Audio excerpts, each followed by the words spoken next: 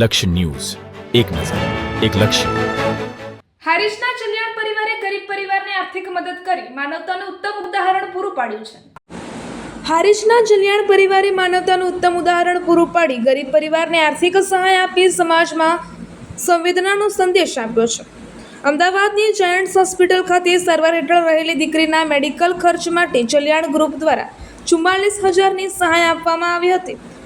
મોંઘી સારવારના કારણે પરેશાન પરિવાર માટે આ સહાય આશીર્વાદ રૂપ સાબિત થઈ છે.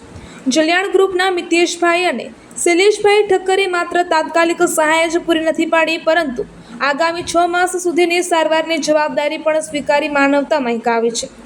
આર્થિક સંકટ વચ્ચે પરિવારને મળેલી આ મદદથી લાગણીસભર માહોલ સર્જાયો હતો.